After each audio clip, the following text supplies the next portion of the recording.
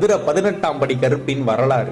அந்த 18ஆம் படி கோவில்ல இருக்கிற அந்த 18 படிகளும் படிகள் கிடையாது. மாந்திரிக செய்கிற மந்திரவாதிகளின் ஜீவ சமாதி அது. அதுக்கு மேலதான் 18ஆம் படியான் கருப்பு உட்கார்ந்திருப்பாரு. இந்த 18ஆம் படி கருப்பு மதுரையில எப்படி உருவானாரு? பாண்டிய நாட்டுல இருக்கிற அழகர் கோவிலுக்கு சேல நாட்டு மன்னன் வராரு.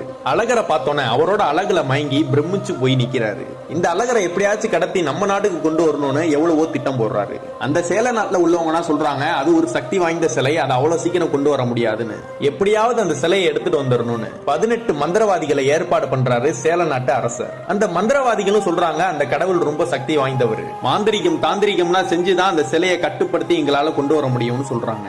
அதுக்கு நீங்க எங்களுக்கு காவலுக்கு யாரையாவது அனுப்புங்கன்னு சொல்றாங்க. அந்த சேல நாட்டு அரசரும் அதுக்கு நான் சம்மதிச்சுட்டு 18ஆம் படியான் கருப்ப காவலுக்கு அனுப்புறாரு. அந்த 18 மந்திரவாதிகளும் அந்த அழகர் கோயிலுக்கு போறாங்க. அந்த 18 மந்திரவாதிகளுக்கு காவலா கருப்பும் போறாரு. அந்த மந்திரவாதிகள்லாம் கோயிலுக்குள்ள போனோன்னு